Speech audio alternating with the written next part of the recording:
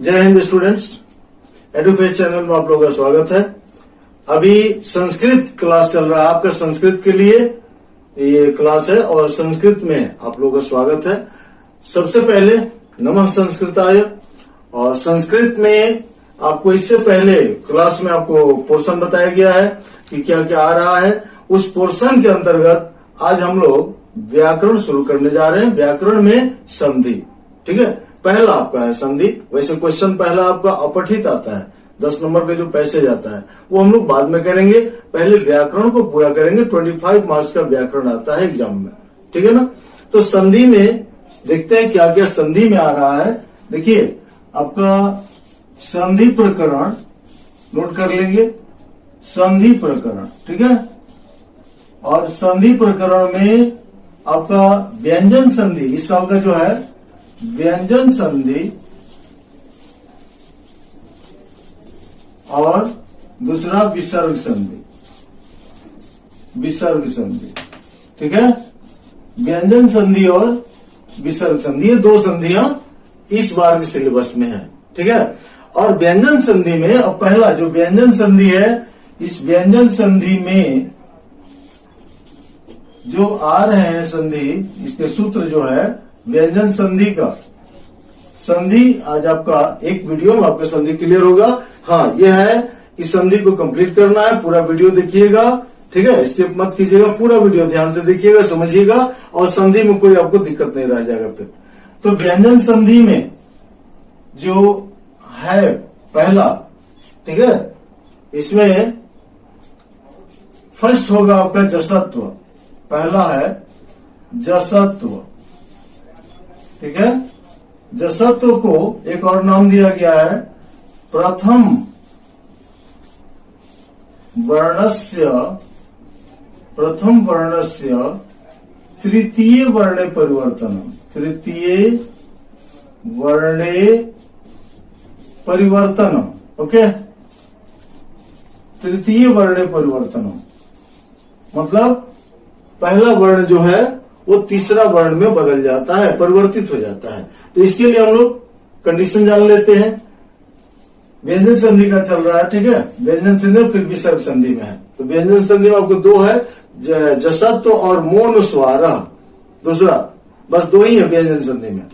और फिर विसर्ग संधि में आपका उत्व, रत्व, सत्व और लोप विसर्ग संधि का है ना। इसमें विसर्ग संधि में उत्व, सत्व यहां लिख दे रहे हैं। विसर्ग संधि में आपका उत्व, सत्व,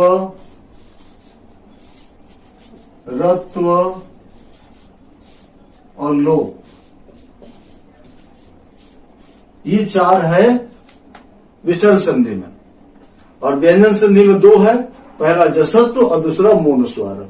तो जसत्व का देखिए नियम है कि यदि, नोट कर लेंगे इसको, ठीक है ना, नोट कर लेंगे। बार बार वीडियो क्या देखिएगा, कॉपी बना लीजिए, कॉपी में नोट कर लीजिएगा, उसको प्रैक्टिस कीजिए, अभ्यास कीजिएगा, ओके। यदि वर्गों के, अब देखिए यहीं पर समझना था आपको वर्ण, यदि वर्गों के प्रथम वर्ण के बाद, प्रथम वर्ण के बाद, वर्णों के प्रथम वर्ण के बाद किसी वर्ग का, किसी वर्ग का तृतीय या चतुर्थ, तृतीय चतुर्थ वर्ण, वर्ण य, र, ल, व, या कोई स्वर वर्ण, या कोई स्वर वर्ण हो, तो स्वर वर्ण हो तो प्रथम वर्ण, प्रथम वर्ण अपने ही वर्ग का, अपने ही वर्ग, अपने ही वर्ग का तृतीय वर्ण हो जाता है, ठीक है ना। तृतीय वर्ण हो जाता है, ये नियम है। मतलब ध्यान देंगे नियम क्या कह रहा है कि मान लीजिए यहां पर प्लस है, अब प्लस के पहले प्रथम वर्ण हो, मतलब क, च, ट, त और प, ये पहला वर्ण है ना। 5 वर्ग होते हैं, क वर्ग, च वर्ग, ट वर्ग, त वर्ग और प वर्ग, 5 वर्ग होते हैं। और पांचों वर्गों में 5-5 वर्ण होते हैं, ठीक है ना। जैसे क ख ग में क ख ग घ अंग 5 हो गया, तो क पहला कहेगा, ख दूसरा, ग तीसरा, घ चौथा और अंग पांचवा।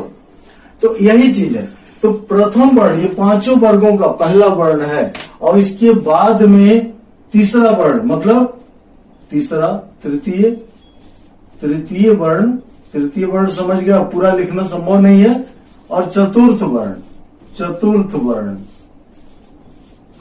समझ रहे हैं। तृतीय वर्ण में जैसे ग और घ,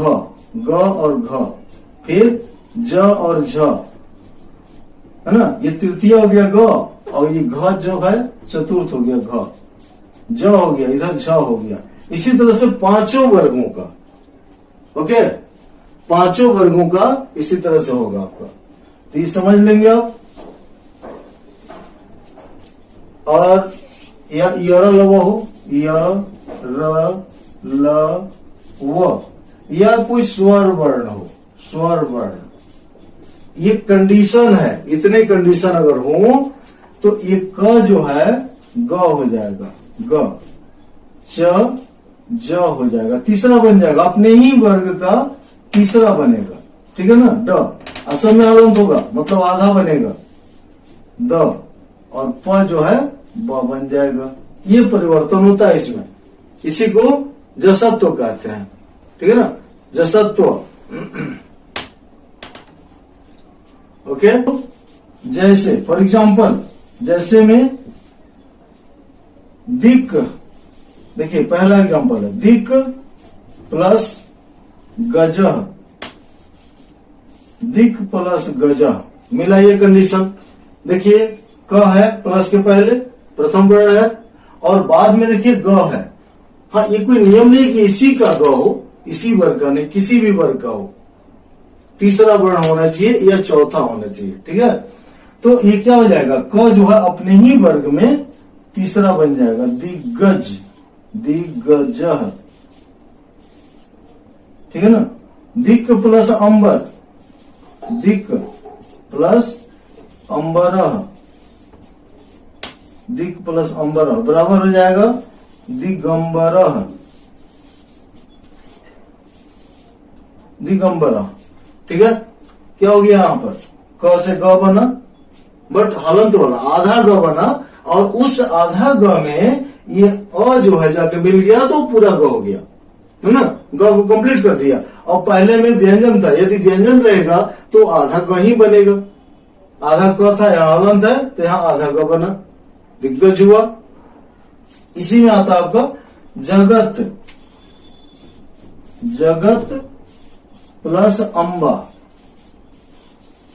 अंबा क्या हो जाएगा, त है प्रथम वर्ण है, और इधर देखिए स्वर है, और तो ये त जो है अपने ही वर्ग का तीसरा, मतलब त थ द बन जाएगा, और उस द में बनेगा आधा ही, ये अ आएगा तो द पूरा हो जाएगा, जगदम्बा।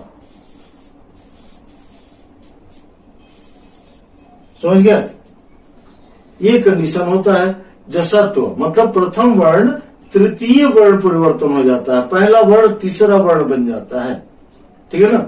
ये क से लेकर म तक जो 25 स्पर्श व्यंजन होते हैं, स्पर्श व्यंजनों के साथ है, क्योंकि उसी में प्रथम आएगा और उसी में पंचम आएगा, तृतीय चतुर्थ। तो इस तरह से समझ गए हम लोग। इसी में आएगा आपका कूप, देखिए प है, कूप प्लस जह बराबर कुब्जह, कु आधा ब हो जाएगा और ज, कुब्जह। क्लियर है। अब इसमें थोड़ा सा दिक्कत आपको लगता है, ये संधि करना है, संधि करना ही जी आसान है, और जो संधि विच्छेद करना होता है कंफ्यूज हो जाते हैं, कहां से तोड़ें, कहां से उसको डिवाइड करें, दो टुकड़ा करें, कंफ्यूजन होता है। जैसे आपका है जगदीश, जगदीश। अब इसका संधि विच्छेद करना है, तो संधि विच्छेद करना है तो आप कंफ्यूज रहेंगे कहां पर, ये ग है, देखिए यहां ग है, ये तीसरा है, तो ग तीसरा है, तो क्यों नहीं इसको हम पहला बनाते, चूंकि पहला से तीसरा बना होगा। अब इसको यदि आप ऐसे करेंगे तो फिर मिस्टेक होगा, ये गलत होगा, ठीक है ना। यदि आप इसको ग को क कर देंगे और फिर इधर अधीश करेंगे, अधीश, तो ये समझिए कि ये गलत है, ये रॉन्ग है। जक प्लस अधीश, तो नियम के हिसाब से तो हो जाएगा, क्यों, नियम कह रहा है ना कि प्रथम वर्ण के बाद यदि कोई स्वर हो तो प्रथम वर्ण क्या हो जाएगा, तृतीय वर्ण बनेगा, ग हलंत हो जाएगा, और उसमें अ मिलेगा तो ग कर देगा जगदीश। लेकिन गलत है ये, क्यों, क्योंकि ये सार्थक शब्द नहीं है, जग कोई शब्द नहीं होता है, गाड़ी थोड़ा उठाना है ना, गाड़ी उठाने और जो लगाते हैं गाड़ी में जग, तो कोई शब्द नहीं है ये, ठीक है। और अधीश भी कोई शब्द नहीं होता है, अधीश, इसलिए गलत हो गया। तब कहां तोड़ेंगे हम, तो इसके लिए नियम है बाबू, ध्यान रखेंगे कि दिए गए शब्द को अब बार बार पढ़िए, 2-3 बार पढ़िए, ऑटोमेटिक अलग हो जाएगा, ऑटोमेटिक। जगदीश, जगदीश है ना, जगदीश, दीश अलग हो रहा है, दीश अलग हो रहा है, जगदीश ना, तो दीश अलग हो रहा है, तो यहां पर आप तोड़ेंगे, द में ईस लगाएंगे तो दीश हो जाएगा, ठीक है। सही क्या होगा, देखिए इसी में सही लिखते हैं आप, जगत,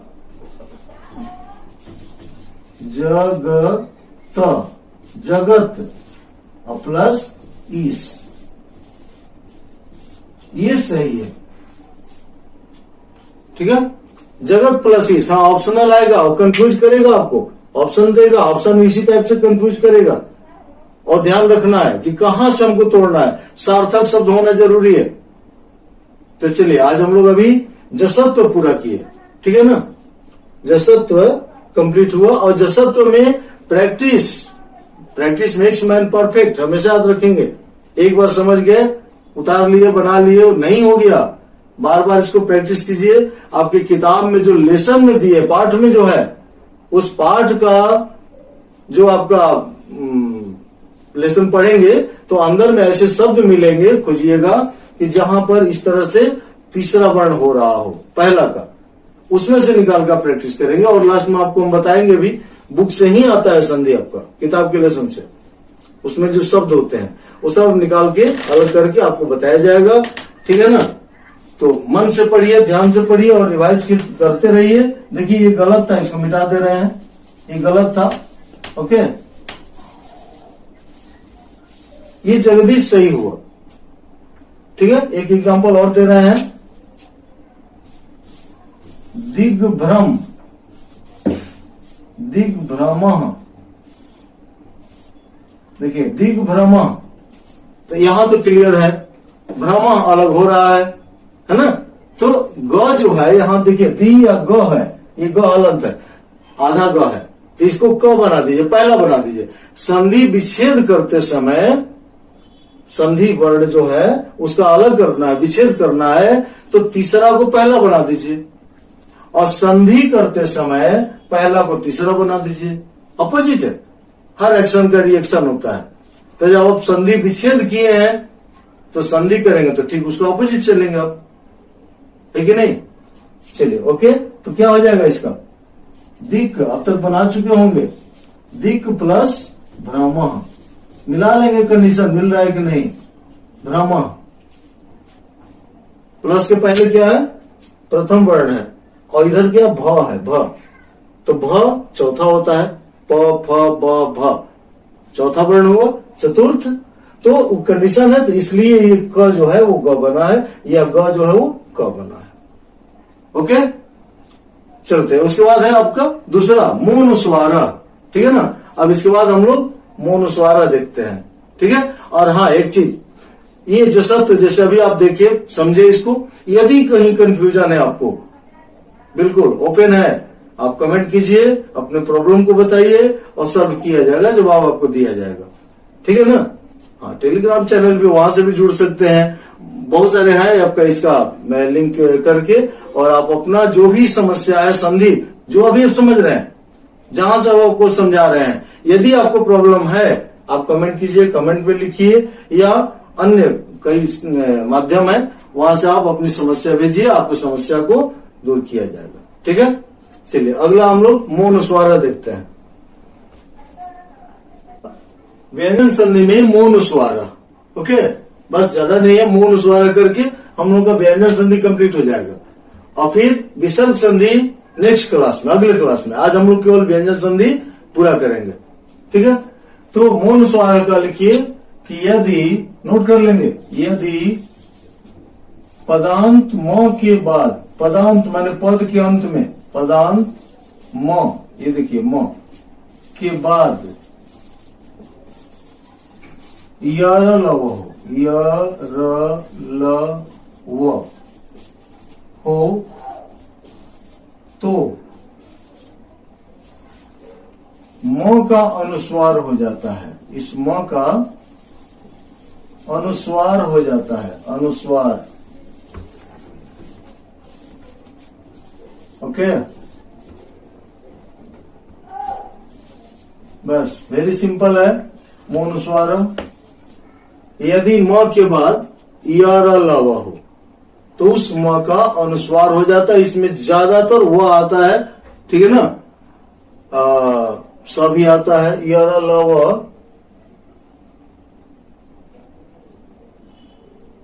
यस, यार लव। जैसे देखिए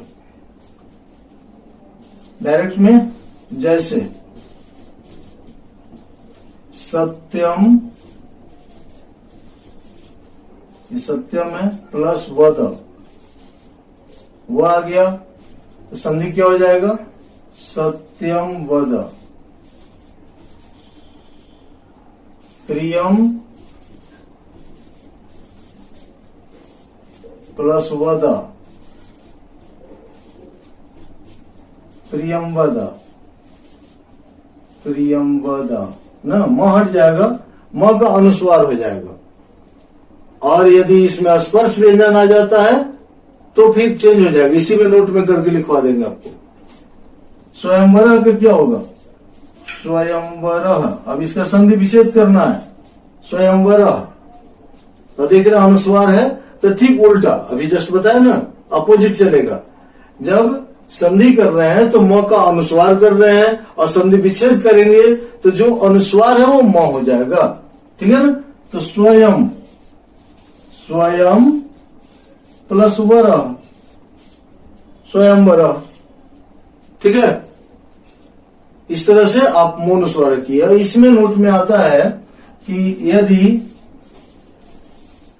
म के बाद, वही पदांत म के बाद कोई स्पर्श व्यंजन हो, कोई स्पर्श व्यंजन, स्पर्श व्यंजन, नोट कर लेंगे इसको भी। ये हालांकि सिलेबस में नहीं है आपका आसपास, केवल मौन स्वर ही है ना, ये नहीं है, बट बता दे रहे हैं। स्पर्श व्यंजन क्या होता है, क से म तक, क से म तक, ये स्पर्श व्यंजन होता है। हो तो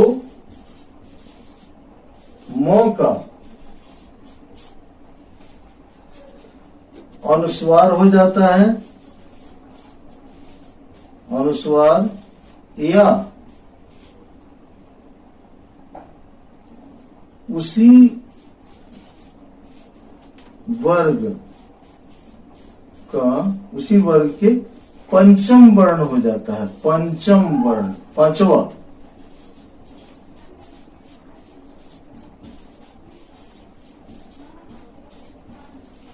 ठीक है ना, अनुस्वार होगा या पांचवा वर्ण, दोनों सही है, दोनों चलता है। जैसे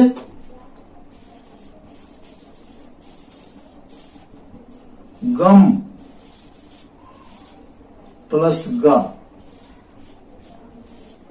देखिए म है और म के बाद क्या है, स्पर्श व्यंजन है, ग है, ये में तो नहीं है, ग है, तो क्या बनेगा, गंगा।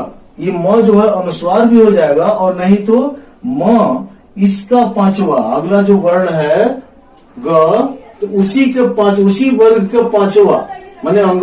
ठीक है ना, तो ये होगा आपका, या तो गंगा लिखेंगे ऐसे गंगा, या ऐसे भी होता है गंगा, अंगा करके और लिखते हैं गंगा, ठीक है ना।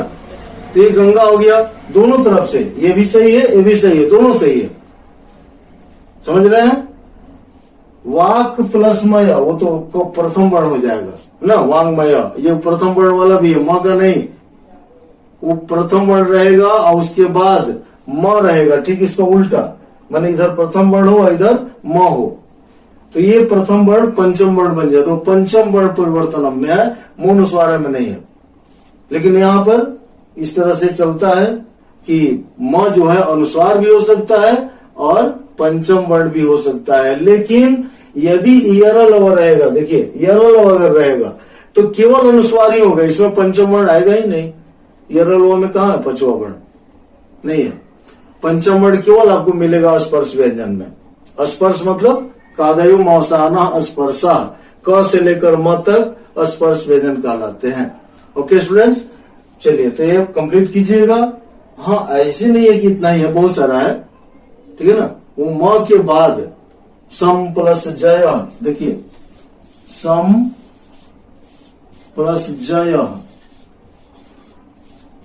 क्या हो जाएगा बताइए। तो ये म है तो म का अनुस्वार भी हो जाएगा स के ऊपर, और नहीं तो आगे ज है ना, तो च छ ज झ इयो, पांचवा में इयो आता है, तो दोनों होता है। ऐसे लिख सकते हैं आप संजय या संजय, संजय दोनों होता है कि नहीं। संजय सम प्लस चय संचय, ठीक है। अम प्लस कह बराबर अंक, इस तरह से बहुत सारे एग्जांपल्स हैं, बट आपका है मूल अनुस्वार जिसमें यरल ही होगा और उसमें हमेशा अनुस्वार होगा।